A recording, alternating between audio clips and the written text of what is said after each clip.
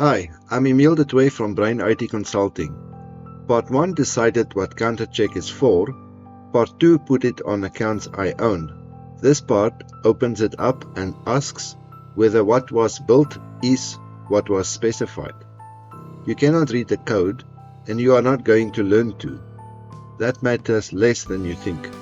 3 things are checkable without reading a line of it. Does it do what the specification said? Does it refuse what the specification refused? And do its own numbers agree with each other? By the end of this, you will have watched all 3 find something real. 6 reviewers went through this application, 1 lens each: detection, the file import, storage, the interface, the manual, and whether its claims about itself hold up. Between them, they raised 65 findings, 6 critical, 19 high, 30 medium, 10 low. 6 reviewers is not the same as 1 reviewer looking 6 times, and the overlap is the proof. 3 flagged the same thing, a question about date order the product promises never to guess, arriving pre-answered.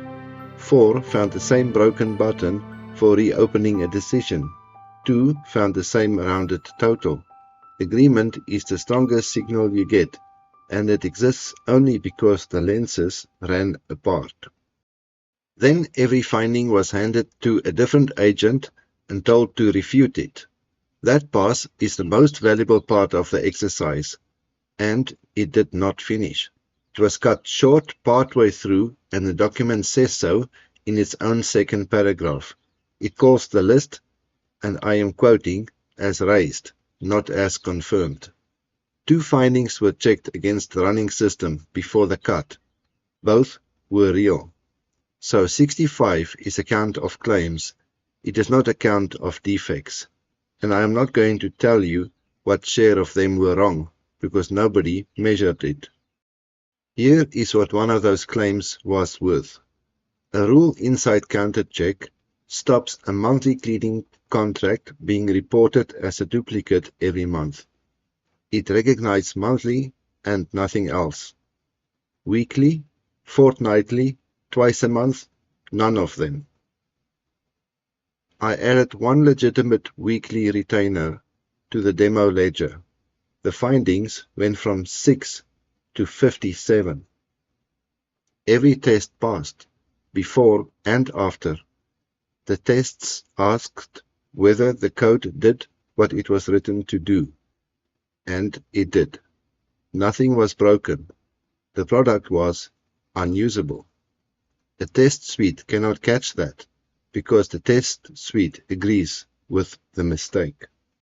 17 defects were fixed from that review at the time, in 3 commits, each one naming in plain English what had been wrong. Then I did the thing the review had not. I read all 65, opened the code each one names, and wrote down a verdict with the evidence beside it. 32 were already fixed, 12 were the same defect through a second lens, 18 were still live, more than a quarter of the list, 3 days after it was written. 13 of those I fixed in a day, 5 are open, and 3 of the 5 are decisions rather than defects. The 3 worst are ones you could have found, and all 3 are the same shape. The writing and the code disagree. The manual says it flags a round figure above 5,000. The code only fired on exact thousands. 7,500 returned nothing, and nothing reads as checked and clean. The manual quotes an industry band for how often this goes wrong, and the demo beats the top of it. 2 claims, 2 chapters apart. And upload your own export, and the rows are kept. The page says so now. The button that deletes them still does not exist. Part 4 builds it. What to ask for then when you are handed a review of software you cannot read? Ask which lenses ran and whether they ran separately. That agreement is your best signal. Ask which findings were verified and how. One nobody tried to disprove is a lead, not a defect. Ask every fix to say in plain English what was wrong and what is open.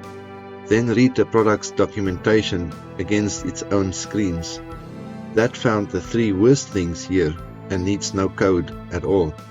Part 4 decides who may come in. Part 5 runs it for a year.